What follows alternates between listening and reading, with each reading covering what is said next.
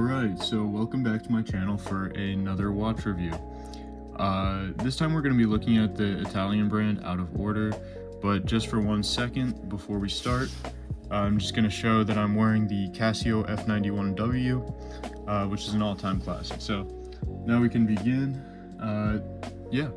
Now the packaging is pretty nice actually. It's in this small thin box, and when we open it we see that it's packaged quite nicely. It says, "Please treat me bad."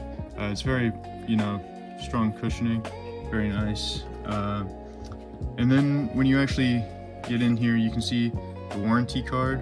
It certifies the authenticity, but it's also a bottle opener, which is kind of a cool gimmick. All right, so the watch we're looking at today is the Out of Order Swiss GMT. This is, a quartz model. And this specific version is the Los Angeles model. I think it's a limited edition, and it's been sold out for a while, so I'm assuming it is. And they also do other ones that are limited editions for various cities. If you look at the dial, I mean, it's quite nice, but even though it's sold out, I just hope this video is, good for those of you looking on the secondary market and what to expect if you come across it on the secondary market. And just look at this dial. I mean, I know it's a little hard to see with the lighting, but it's really nice. I mean, it's got this sort of fade effect. It's actually supposed to be the sunset over Los Angeles, and importantly, it's protected by a sapphire crystal. So another thing that I often find people are concerned about is the amount of text on the dial, and I think the logo specifically, a lot of people have issues with logos looking poor. I actually think it doesn't look that out of place here. I actually like this logo, the triple O and the Out of Order. That's fine. The problem is actually where it says down here, it says damaged in Italy, and I think that's doing too much because we already have the 330 feet or 100 meters of water resistance and the GMT right there, and then at the very bottom it says Swiss movement. I can't show you exactly, but it says Swiss movement at the bottom.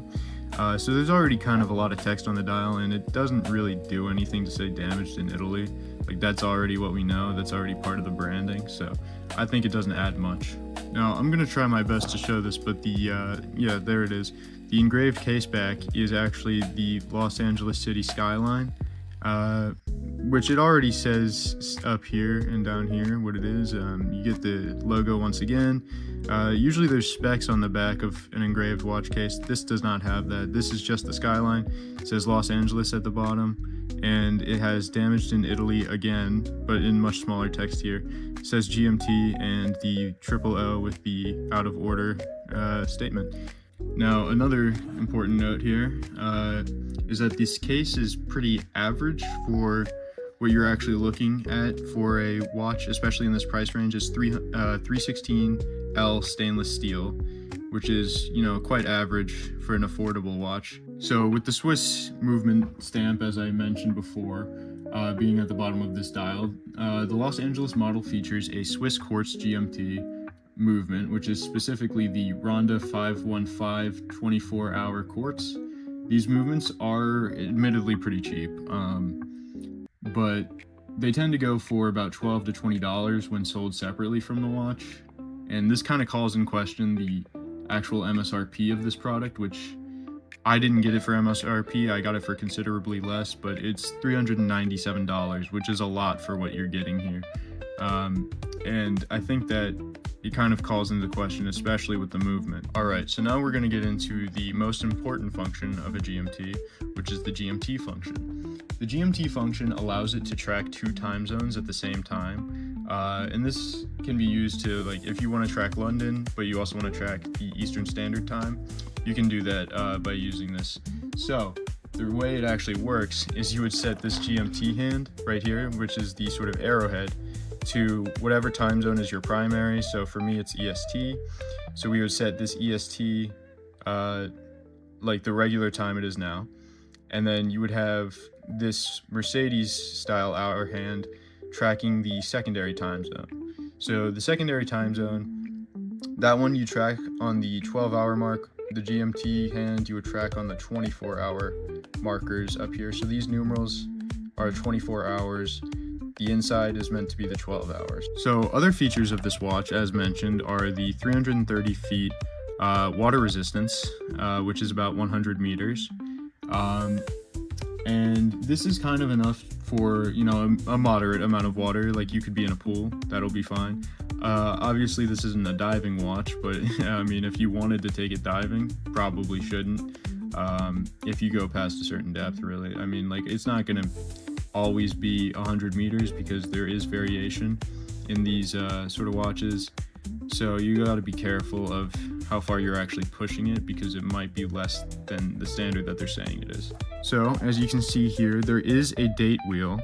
It kind of clashes with, you know, the colors on the dial. It's a black background with white numerals, and that kind of is a bit different than the rest of the dial, as you can tell. It doesn't add to the fade. It actually kind of detracts from the look of the dial, in my opinion.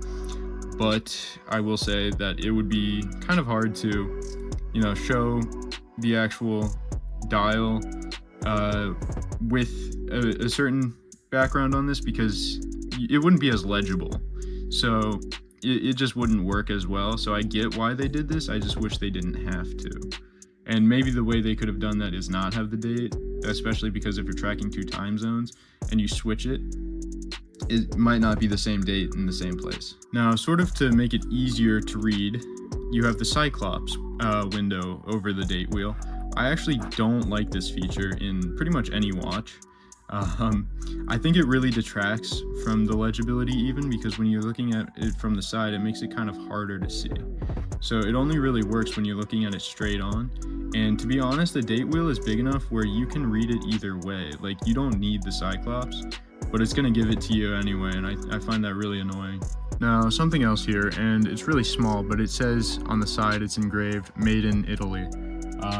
And that's, you know, fine, but you're not really going to be looking at it, so I don't really know how much that adds to the watch. I don't know if that does anything for you. For me, personally, it doesn't. And over on this other side, I know a lot of people do like stamped crowns. This one is a stamped crown. So you get the O logo on that side. So this watch also features lume. Personally, I thought this photo was over-exaggerated based on my experiences. I think that it's pretty weak, and the actual coloring is supposed to be yellow and purple, but what it shows up for me, as you can see in this photo, is blue and green. So let's talk about the case size. So the lug to lug is 51 millimeters, so that's quite important to note. And then the case diameter is 44 millimeters. And then the case thickness is 14 millimeters. So it's kind of a bigger watch than I usually would wear. Usually I wear like, I like smaller watches pretty much. So this one's a bit out of, you know, the ordinary for me. So the final thing I'm gonna mention is that right here, there is the O logo on the back. It also says underneath here, stainless steel. Doesn't really matter, so I'm not going to show you that. But just in case anyone was interested, this is what the clasp looks like. So what did I think about this watch? I really like the dial. That's the most important part to me. I think it looks great. I really think that effect is really cool. I think they did a great job on that. And then I also like the case engraving on the back, as we mentioned, the skyline, but I didn't love the distressed look at first. It's not super extreme. It kind of looks heat treated, but I think I've come around on that. I think I kind of like it now, although probably prefer it if it wasn't, but it's fine. And then I don't like the Cyclops, as I mentioned. I don't really appreciate Cyclopses, especially on, you know, a watch where it's not necessary. You can already read it. I also don't like the overuse of text on the dial. I think it kind of detracts from the watch. I don't like the clashing color on the date wheel, but there's not much you can do about that if you want it to be legible. I really didn't like the price. The price is way too high for what you're actually getting. The MSRP being $397, and you're getting, you know, a movement that's $12 to $20. I feel like the price on this is probably about $100 over where it should be, maybe more. And I have heard other people make the same point where they think it's too expensive as well. And then I also think that the main detractor is the movement. As I mentioned, I think that's the main reason I don't really mess with this watch as much. But I do actually love this watch. I do wear it quite often. And I think a lot of it's the way the date wheel works, actually. I love turning it. It feels really smooth. And I really like the GMT kind of style for watches, and especially the style.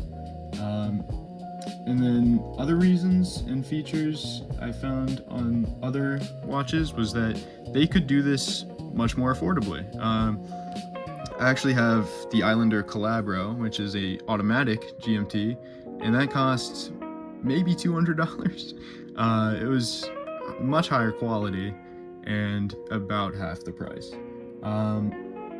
And it just has average features like the 316L stainless steel. I mean, that's found in most watches at an affordable price range, and I wouldn't necessarily consider this affordable.